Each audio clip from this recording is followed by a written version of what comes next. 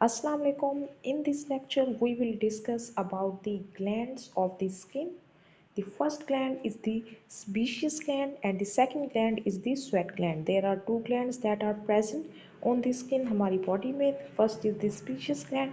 Sebaceous glands हम देखते हैं ये क्या होते हैं और इनका क्या function होता है. Sebaceous glands are ovoid or spherical in shape. ये shape में जो है वो spherical means सर्कल और ओवल शेप होते हैं and are situated at the side of the hair follicle. और ये हमारे जो हेयर फॉलिकल हैं जो कि हमारी स्किन पे जो हेयर्स होते हैं उनके साथ ही प्रेजेंट होते हैं. स्पीशियस ग्लैंड्स करते क्या हैं, ये सीक्रेट करते हैं ऑयली सब्सटेंस कॉल्ड सीबम. जब ये ऑयली सब्सटेंस सीक्रेट करते हैं ये हमारी स्किन को जो है वो ड्राई होने से भी प्रोटेक्ट करते हैं क्योंकि इस स्किन को लुब्रिकेट कर देते हैं. और ये क्या करते हैं, जो ऑयली सब्सटेंस सीक्रेट करते हैं उसको हम सीबम कहते हैं. डिवेलप फ्रॉम हेयर फॉलिकल, इसको हम कहाँ से ये आते हैं, जिसको हम डर्मस लेयर भी कहते हैं. हमारी स्किन पे टू लेयर्स होती हैं ब्रॉडली अगर हम इसको क्लासीफाई करें, एपिडर्मस एंड द डर्मस. ठीक है. Sebum contains free fatty acid, triglyceride, squalane, sterol, waxes and paraffin. इसके अंदर सीबम में जो हमारे सेबेशियस ग्लैंड सीक्रेट करते हैं इनके कंपोनेंट्स कौन कौन से हैं वो हमने देख लिए. Free fatty acid content of the sebum has antibacterial and anti fungal action. क्यों? ताकि हमारी स्किन के ऊपर जो है वो हम प्रोटेक्ट कर सकें माइक्रो ऑर्गेनिज्म से और वो हमें इन्फेक्शन काज ना कर सकें. तो ये क्या करता है, ये एंटी बैक्टीरियल भी है और एंटी फंगल भी है. Lipid nature of sebum keeps the skin smooth and oily. जैसे कि मैंने बताया स्किन को लुब्रिकेट करता है तो स्किन को स्मूथ रखता है, ऑयली रखता है, डिहाइड्रेशन से प्रिवेंट करता है. Lipid of the sebum prevent heat loss from the body, क्योंकि लिपिड्स जो होते हैं फैटी एसिड होते हैं और ये क्या करते हैं हमारी स्किन से जो है वो हीट लॉस को हमारी बॉडी से प्रिवेंट करते हैं. It is particularly useful in cold climate. जब कोल्ड क्लाइमेट होता है तो हमें हीट की ज़रूरत होती है तो ये स्टॉप करते हैं हीट को लॉस होने से from the body.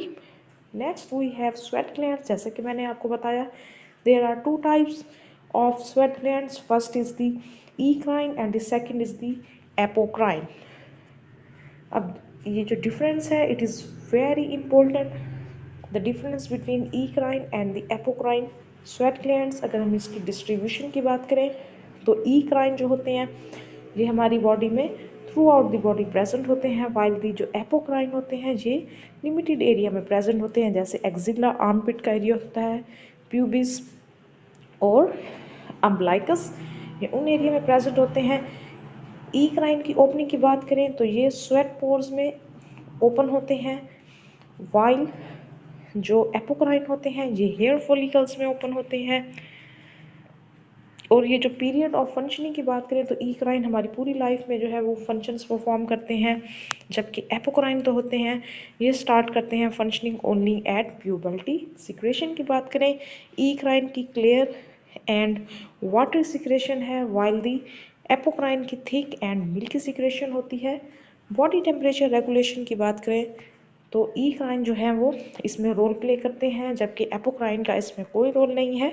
Condition when secretion increase, जब during increase temperature and emotional condition तो ईक्राइन जो है वो स्टिमुलेट हो जाते हैं, ईक्राइन ग्लैंड्स अपनी सिक्रेशन करते हैं, while apocrine only during emotional condition में ये सिक्रेट होते हैं.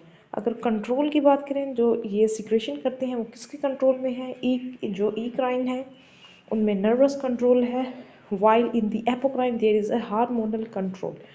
नर्व सप्लाई की बात करें तो ईक्राइन जो होते हैं वो cholinergic fibres, while the apocrine has adrenergic fibres. Next we have a topic of body temperature. Body temperature can be measured by placing the clinical thermometer in different part of the body. हम different parts of the body पे अपना temperature measure कर सकते हैं. For example, the mouth, axilla, rectum and over the skin. Mouth में हम इसको oral temperature कहेंगे, axilla पे axillary temperature and the rectum पे rectal temperature and over the skin there is a surface temperature. अगर हम बात करें वेरिएशन ऑफ बॉडी टेम्परेचर की, there are two types of variation, physiological and pathological. Physiological means normal, आपकी age, gender, diurnal variation after meal, exercise and sleep जो है ये सब चीज़ें हमारे टेम्परेचर को वेरी करती हैं, चेंज करती रहती हैं। पैथोलॉजिकल वेरिएशन की बात करें तो हाइपरथर्मिया, जब आपका टेम्परेचर ज़्यादा होता है, या fever, it is a pathological condition. mechanism of temperature regulation, normal body temperature, first we have a decrease in body temperature, next we increase in body temperature। जब body temperature कम होता है तो हीट गेन सेंटर स्टिमुलेट हो जाते हैं, increase in sympathetic activity, there is a shivering, increase adrenaline secretion, और ये सब जाके ये सारे चार्ट में जाके आखिर में फिर हमारा बॉडी टेम्परेचर नॉर्मल हो जाता है। हाइपरथर्मिया की बात करें तो इसको हम कहते हैं elevation of body temperature above the set point, तो इसको हम कहते हैं hyperthermia.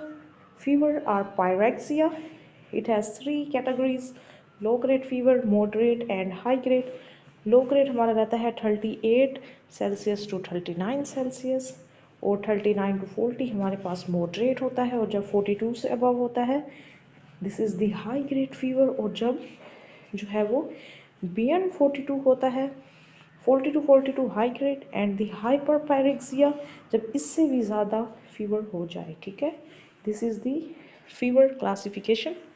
Causes of fever, fever की क्या क्या काजेस हो सकती हैं, या कोई इन्फेक्शन चल रहा हो बॉडी में, if there is in any acute और क्रोनिक इन्फेक्शन, तो क्या होता है कि फीवर हो सकता है। हाइपरथर्मिया में जब आपके थायराइड ग्लैंड जो है वो T3 T4 जो है वो थायरॉक्सिन जो है वो सिक्रेशन उनकी ज़्यादा हो।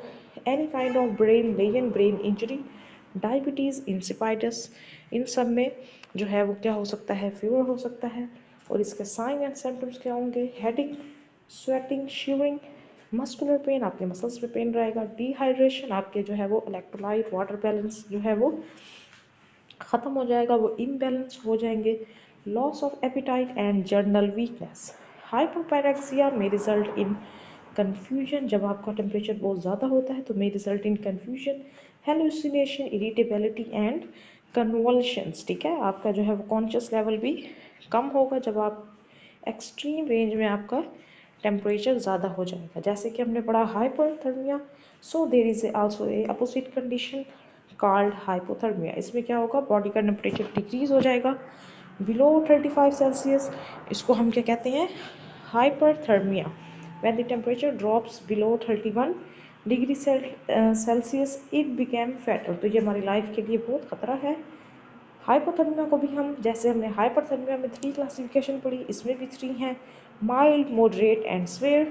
35 टू 33 डिग्री सेल्सियस होगा तो देयर इज माइल्ड, मॉडरेट में 33 टू 31, एंड बिलो 31 जब होगा so there is severe hypothermia. अब इसके काजेस क्या हो सकती हैं, एक्सपोजर टू कोल्ड टेम्परेचर, जब आप बहुत कम टेम्परेचर में रह रहे हो, immersion in cold water, any kind of drug abuse, और हमने हाइपरथर्मिया में हाइपरथायराइडिज्म पढ़ा था, तो इसमें हाइपोथायराइडिज्म है एंड हाइपोपिट्यूटरिज्म। ठीक है, लीजन इन हाइपोथैलेमस, अगर हाइपोथैलेमस में लीजन हो जाए, क्योंकि हाइपोथैलेमस हमारे टेम्परेचर को रेगुलेट करता है, अगर इसमें कोई लीजन हो जाए तब भी आपको हाइपोथर्मिया देखने को मिल सकता है।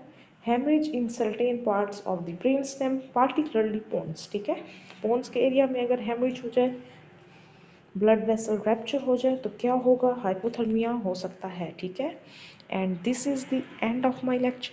I definitely sure that you like this video, and thank you.